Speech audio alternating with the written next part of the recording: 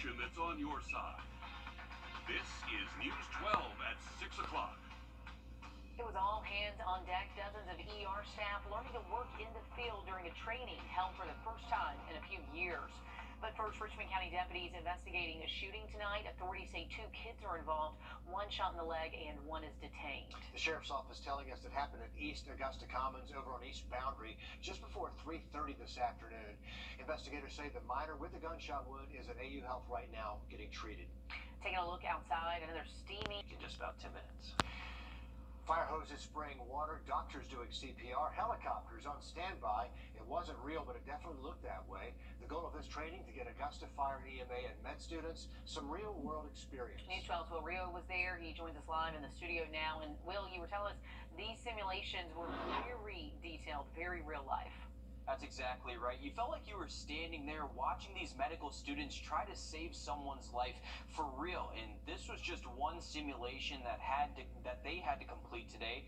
The goal was to get them out of the hospital, roll up their sleeves, and do the dirty work in serious medical situations. EMS Day is all about a little bit of fun.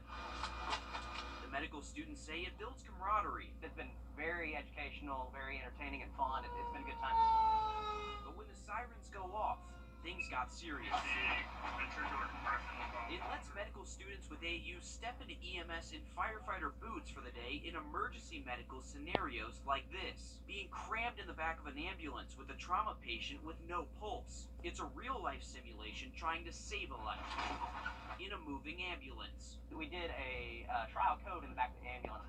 And so actually being able to use some of their equipment and see what you have available, work in that confined space, that is very eye-opening and kind of lets you understand what they're dealing with. This event was missed the last few years because of COVID, but they're back working to make sure new firefighters and ER doctors are prepared for anything. And it helps gain a better respect for what goes on pre-hospital care-wise from the fire and EMS side. It's all about making quick decisions that are the right decisions in stressful situations. You got to be able to handle the situation fast and decide whether you're going to do a load and go and try to get them to the hospital as quickly as possible, or if it's going to be a prolonged scene care. They want to limit the delays and errors in patient care as much as possible. That makes it easier when we bring a patient into the hospital.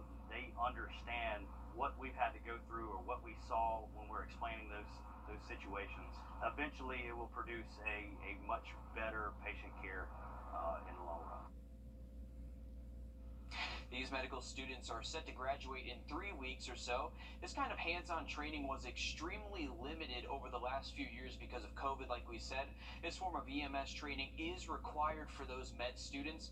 The Augusta Fire Department says the next class of graduating firefighters is the most advanced class in history in terms of EMS training there. It really helps you appreciate what they go through to do those We jobs. are grateful they have all that training. Just being back in the ambulance as well. I mean, it's crazy. Just being back in the ambulance, they're crammed, and seeing that it's impressive what they do. It really is. Yeah, good firsthand look at that. Well, thanks for that. Graduation season, of course, is wrapping up, meaning there are thousands of new graduates looking to enter the workforce. Between an aging workforce and a shortage of workers in trade jobs, some local businesses are joining a program to help the employee and the employer. Our Celeste Springer explains. Newly graduated job seekers filed in here at hopes of getting a new job, but while their job search is just beginning across town, there are students still in school that just landed a new gig. Caroline Ireland is the 3rd generation working for the family business. Ireland Electric has been around for decades, but they've grown at a rapid pace this past year. We're fortunate to have very talented people, over 100 employees. But then again, I'm still looking for 20 to 30 more just in the Augusta area. It's why they're one of the many companies participating in the Augusta Chamber's Students to Work program. 70 Richmond County students are paired with local businesses for a paid summer internship. So they will have the opportunity to be in the process of pulling wire, installing fixtures, and devicing out. The goal is to get students career ready and give them a taste for different job paths. Across town over at MAU, other employers are on the hunt for qualified employees.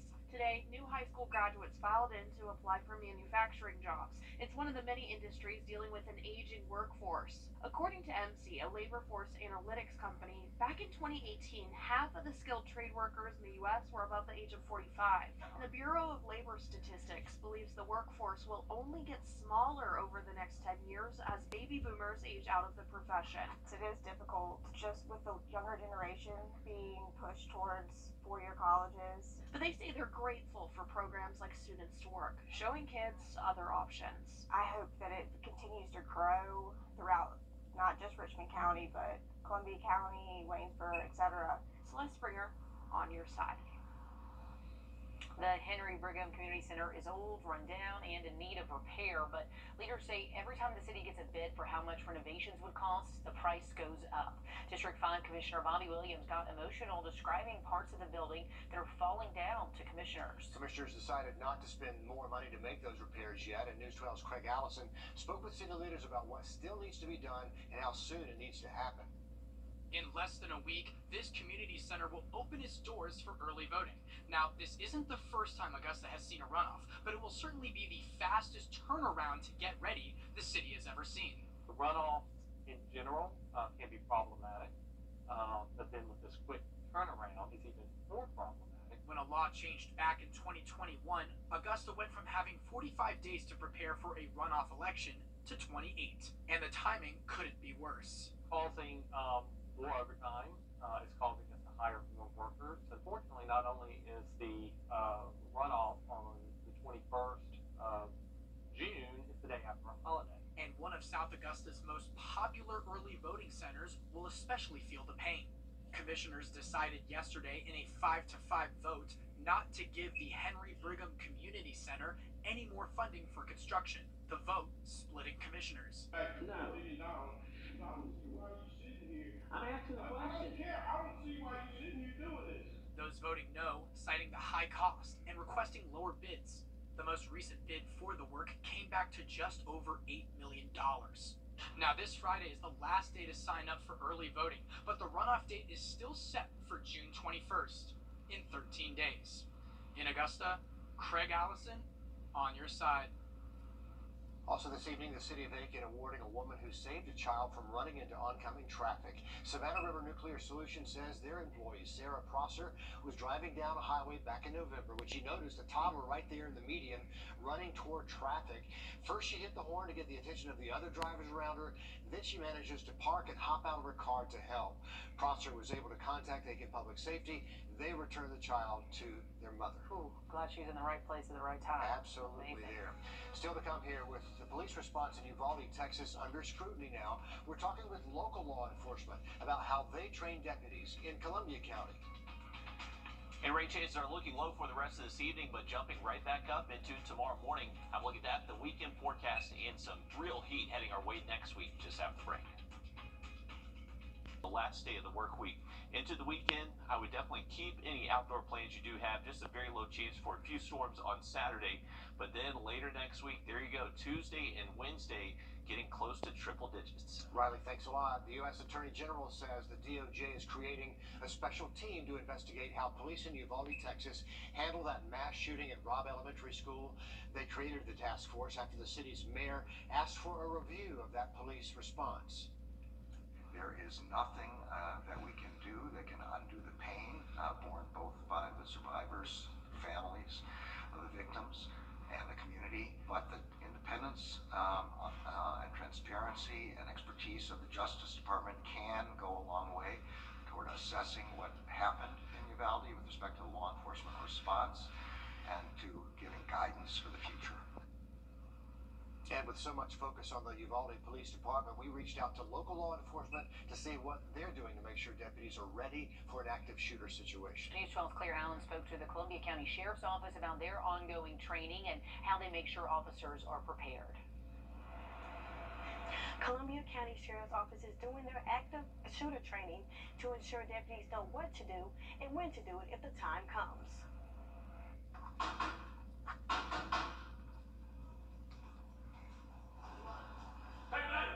Active shooter training is probably hands down the most important training that we do. Columbia County Sheriff's deputies are spending some extra time in the classroom, perfecting their training in case of an active shooter incident. We're training our folks to find the shooters as quickly as we can and stop the bleeding, stop the threat from continuing. Deputies are trained at different schools to be familiar with different layouts. Sergeant Dave Wheeler tells us drills can only help to an extent. Coming to training 4 hours one day out of the year is not going to cut it. So what we're teaching them is mentally prepare yourself for these scenarios. Pay attention to the news, look at the shootings that are happening, and imagine that happened here wherever the deputies work, and figure out a plan A, a plan B, and a plan C. He adds, situational awareness is key in any scenario. Look around and be aware of your surroundings, and if something doesn't look right to you, get on the phone and call us. When they get inside the schools, with all the chaos and confusion and the stress going on, they have to overcome that stress to find the shooter and stop the threat. Columbia County Sheriff's Office wants you to remember the 3 F's. Flight, fight, and don't freeze. Life-saving advice, and I know it makes us all feel a lot better seeing them in those roles, ready to go, practicing this every year. Thanks for that, Claire.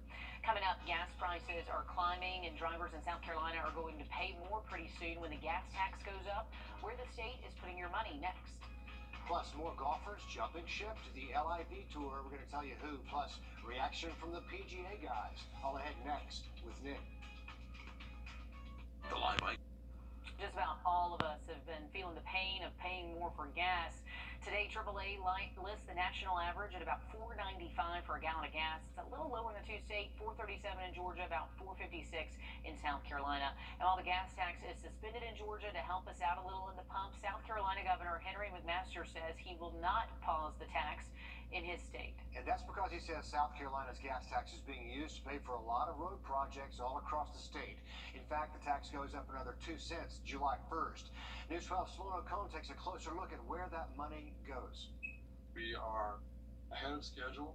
We're making good progress. Over 6,500 miles of accomplishments in 5 years between improvements to rural road safety, bridges, interstates, and especially paving. Sales tax brings in $910 million each year, and $769 million of the tax next year will go to the paving projects. These are the final 2 cents to be added to the 6-year increase for a total state gas tax of 28 cents. Now they're expanding their initial goals from 713 to 1,250 miles of rural road safety, repairs on up to 500 bridges, and at least a total of 140 miles of improved interstate. SCDOT says they know gas prices are going up, but they say the bulk of it goes to oil companies and federal taxes. But they say the state tax is worth it. The money you're paying in the state gas tax is going to all the projects in our 10-year plan. 10 years to make up for over 30 of neglect to South Carolina's roads. The next 2 years, they're working to award contracts on over 1,100 miles of road. So this summer, if you haven't already